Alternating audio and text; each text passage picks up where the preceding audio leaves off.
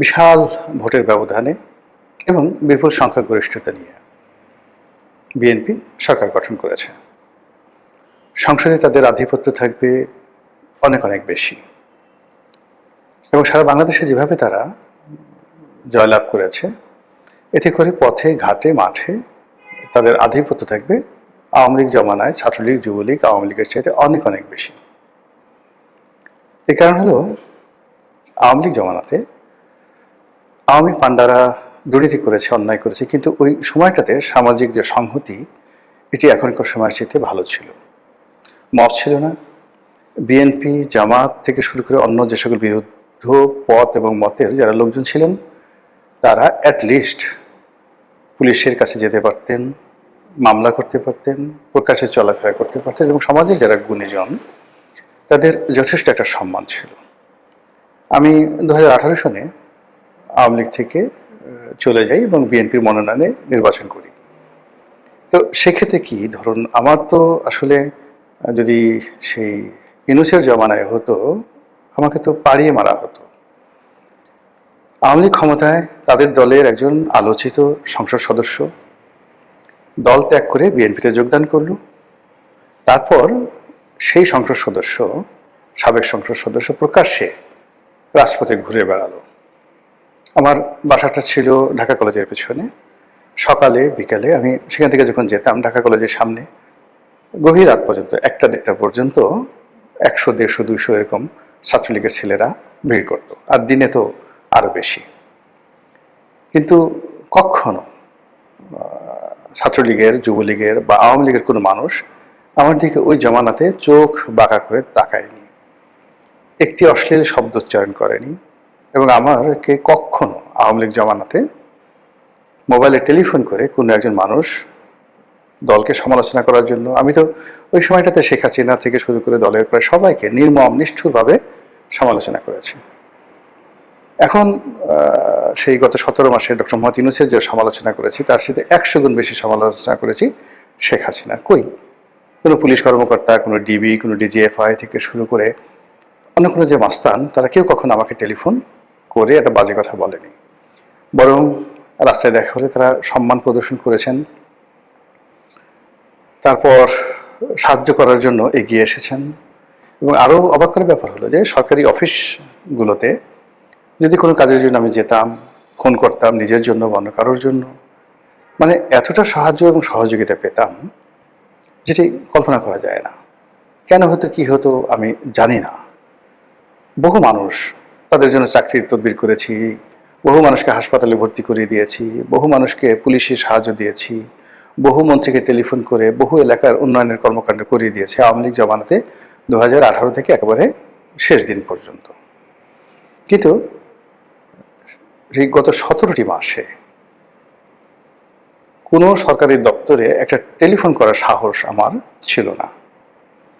গত 17টি মাসে গাড়ি চালিয়ে ঢাকা বিশ্ববিদ্যালয়ের ক্যাম্পাসে যাওয়ার সাহস আমার ছিল না। এমনকি রিকশায় করে হেঁটে কোনোদিন বিশ্ববিদ্যালয় ক্যাম্পাসে আমি যাইনি গত 17 মাসে। অথচ যেদিন শেখ হাসিনাকে গালাগাল করতাম, যেদিন স্বরাষ্ট্রমন্ত্রীকে গালাগাল করতাম, সেই দিন এমনও গেছে পকেটে 4-5 লাখ টাকা ওই শেষ বিকেলে কালেকশন ব্যাংকে জমা দিতে পারিনি, সেই 4-5 লাখ টাকার একটা ব্যাগ হাতে, তো সবসময় ঘড়ি থাকে, মোবাইল থাকে, 2টো মোবাইল থাকে, মানে আমাকে ছিনতাই করলে যে কোনো সময় 10-12 লাখ টাকা হয়তো ওই সময় পাওয়া যেত। তো অফিস থেকে, আমার অফিস প্রেস ক্লাবের সামনে, এখান থেকে রাত্রি 10টা-11টার সময় বের হয়ে হেঁটে হেঁটে ঢাকা বিশ্ববিদ্যালয়ের ভিতর দিয়ে নিউ মার্কেট হয়ে পায়ে হেঁটে আমার বাসায় গিয়েছি। মনের মধ্যে কোনো ভয় ছিল না, আতঙ্ক ছিল না এবং আমার জীবনে কোনো দুর্ঘটনা ঘটেনি। কিন্তু সেই আমি গত 17 মাসে কোনো সরকারি অফিসে যাওয়ার প্রশ্নই তো আসে না, আর বিশ্ববিদ্যালয় ক্যাম্পাসে যাওয়ার আমার যাকে বলা হয় দুঃসাহস কখনো হয়নি।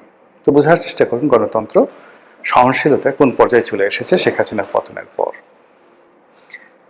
এরপর থানা পুলিশকে কি ফোন করব? পুলিশের যে সকল কর্মকর্তাদের সঙ্গে পরিচয় ছিল, সেই জুলাই আগস্ট গণ অভ্যুত্থানের পরে বহু পুলিশ কর্মকর্তা অনেকে চাকরি হারিয়েছেন, অনেকে জেলে গেছেন, অনেকে পালিয়ে বেড়াচ্ছেন। তো তাদের যে দুঃখের কথা, কাহিনী, সেগুলো শোনার পর কোনো থানায় গিয়ে মানে কোনো একটা ব্যাপারে কারো সাহায্য চাইবো, এই সাহসী আমার হয়নি। বরং আমার কাছে যারা পুলিশি সহযোগিতার জন্য বিভিন্ন সময় সুপারিশ করেছেন, আমি বলেছি যে আরে বাবা, পুলিশই তো বাঁচছে না এখন, পুলিশই তো বিভিন্ন মানুষের সাহায্যের জন্য তারা দাঁড়িয়ে দাঁড়িয়ে ঘুরে বেড়াচ্ছে, বাধ্য এই সমস্ত ব্যাপার মিনিমাইজ করে সব কিছু। তো এই যে একটা মানে ট্রেন্ড গত 17 মাসে চালু হয়েছে, এটি বিএনপি ক্ষমতা গ্রহণের পর রাতারাতি চলে যাবে এটা আমার মনে হচ্ছে না। বরং গত 17 মাসে যে সকল বিশৃঙ্খলা হয়েছে আর্থিক খাতে, তারপর আন্ডারওয়ার্ল্ডে, ব্যবসা বাণিজ্যে, বিশেষ করে 2 নম্বরই ব্যবসা বাণিজ্যে, টেন্ডারবাজিতে, এর প্রায় 99% কাজই বিএনপির লোকজন করেছেন। সিটি কর্পোরেশনের টেন্ডার, সিটি কর্পোরেশনগুলোর ময়লার কাজ, পাড়া মহল্লার ডিশ ব্যবসা, ফুটপাতের চাঁদাবাজি, দখল বাণিজ্য, এরপরে আওয়ামী লীগের বিভিন্ন সহায় সম্পত্তি দখল করে সেগুলো আত্মসাৎ করার যে চেষ্টা, আওয়ামী লীগের নেতাদের বিরুদ্ধে, জাতীয় পার্টির নেতাদের বিরুদ্ধে একের পর এক উপর্যুপরি মামলা দিয়ে শত শত হাজার হাজার কোটি টাকা লোপাট করার যে অভিযোগ, কাদের বিরুদ্ধে? জামাতের বিরুদ্ধে, এনসিপির বিরুদ্ধে, নাকি চরমোনাইয়ের পীর সাহেবের বিরুদ্ধে? আল্লাহর ওয়াস্তে একটু বুকে হাত দিয়ে বলুন তো কাদের বিরুদ্ধে? এখন যারা এই ধরনের কাজকর্ম করেছেন, প্রায় তাদের সবার মধ্যে একটা ভয় ছিল যে জামাত ক্ষমতায় চলে আসবে। কেন আসবে? এর কারণ হলো জামাত সততার প্রচার করছে, জান্নাতের টিকিটের কথা বলছে, তারপর তাদের যারা রাজনৈতিক প্রতিপক্ষ তাদের দুর্নীতি, অনিয়ম, এ সকল কথাবার্তা তারা বলছে। তো কাজেই জনগণ হয়তো জামাতকে ভোট দিয়ে দেবে। কিন্তু যখন শেষ পর্যন্ত দেখা গেল যে জামাত জয়লাভ করেনি, বরং যে বিএনপির বিরুদ্ধে জামাত অভিযোগ করত যে তারা চাঁদা আদায় করে, চরমোনাই যাদের বিরুদ্ধে বলতো চাঁদা পড়ে পটনে, চাঁদা যায় লন্ডনে, তারপরে তারেক রহমান সাহেবের ঘেডি ভাঙা, কোমর ভাঙা, মিলিটারির মায়ের ফ্যানের সঙ্গে টানিয়ে বেদম প্রহার, এ সকল কথাবার্তা বলে তারেক রহমান সাহেবকে যারা ছোট করার চেষ্টা করেছেন, কার্যত দেখা গেছে যে তারেক রহমান সাহেব প্রধানমন্ত্রী হয়েছেন এবং জনগণ ওই যারা চাঁদার অভিযুক্ত সেই দলকেই জনগণ ভোট দিয়েছে। ফলে যারা চাঁদাবাজ, দখলবাজ, মামলাবাজ, গত 17 মাসে নবরূপে যারা যাকে বলা হয় অভিষিক্ত হয়েছেন, নবরূপে যারা ক্ষমতায় ফিরে এসেছেন, তারা চিন্তা করবেন যে আমাদের তো জনগণ ভালোবাসে। যদি চাঁদাবাজি অন্যায় হতো, দখলবাজি অন্যায় হতো, তাহলে তো লোকজন আমাদেরকে ভোট দিত না। যেহেতু লোকজন আমাকে ভোট দিয়েছে, ইট মিনস এটা বৈধ। এই বাংলাদেশে এটা আমাদের অধিকার, এটা আমাদের মানবাধিকার, এটা আমাদের রাজনৈতিক অধিকার। কাজে আমরা চাঁদাবাজি করব, সিরিয়াসলি চাঁদাবাজি করবো, যে যাই বলুক না কেন। এ কারণ হলো তাদের যারা প্রতিপক্ষ তারা তো চাঁদাবাজিকে মেইন ইস্যু করে নানাভাবে তারা প্রচার চালিয়েছে, প্রোপাগান্ডা চালিয়েছে, কিন্তু জনগণ তো রেসপন্ড করেনি। তো জনগণ যেহেতু রেসপন্ড করেনি, কাজে আমরা অবশ্যই চাঁদাবাজি করব। তো এদের সংখ্যা কত হবে? 10 লাখ, 20 লাখ, 50 লাখ, যারা এই যে বিএনপির ক্ষমতার কালে নিজেদেরকে ভীষণ রকম বেপরোয়া, ভীষণ রকম শক্তিশালী, ভীষণ রকম যাকে বলা হয় যুদ্ধংদেহী বানিয়ে ফেলেছেন। তারা যদি আগামীতে এই যে সকল চাঁদাবাজি কর্মকাণ্ড সেইগুলোর পরিমাণ বাড়িয়ে দেন, জনগণের উপর অত্যাচার বাড়িয়ে দেন, আত্মবিশ্বাসে অতিরিক্ত বিজয়ের আনন্দে, তাহলে সকল দায় দায়িত্ব এসে জনাব তারেক রহমান সাহেবের ঘাড়ে উঠবে। এবং 2001 থেকে 2006 সনে হাওয়া ভবন মূলত যে কাজটি করার চেষ্টা করেছিল ইতিবাচক কথা, রাজাকারদেরও তো একটা ভালো উদ্দেশ্য ছিল, আলবদরদের একটা ভালো উদ্দেশ্য ছিল, কিন্তু আলবদর সদস্য, রাজাকার বাহিনীর যারা সদস্য, তাদের নানা অপকর্মের কারণে এই দুটো বাহিনীর প্রচুর বদনাম হয়ে যায়, ইতিহাসে অভিশপ্ত হয়। তদ্রুপ হাওয়া ভবন মূলত বিএনপির একটা গবেষণা সেল ছিল।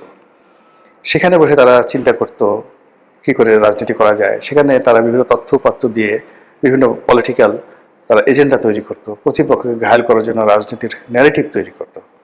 তো এই উদ্দেশ্যে অনেকটা আওয়ামী লীগের সিআরআই এর মতো একটি গবেষণাধর্মী প্রতিষ্ঠান ছিল হাওয়া ভবন।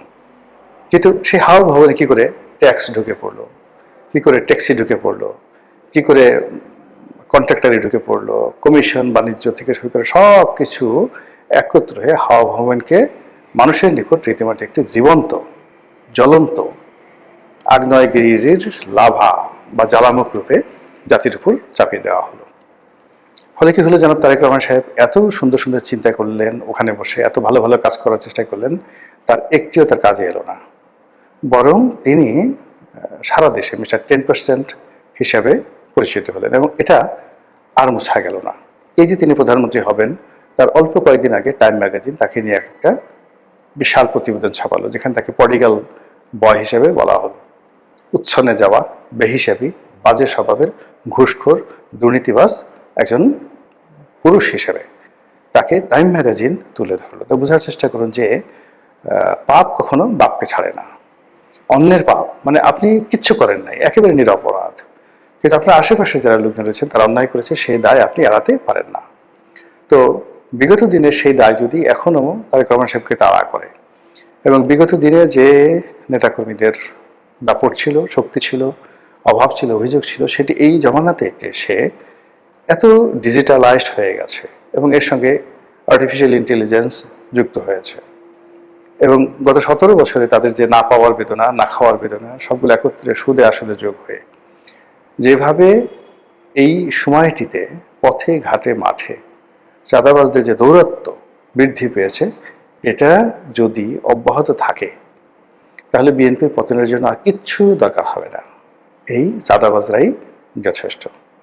মহান আল্লাহ আমাদের সবাইকে এই চাঁদাবাজের যে জুলুম অত্যাচার থেকে রক্ষা করুন।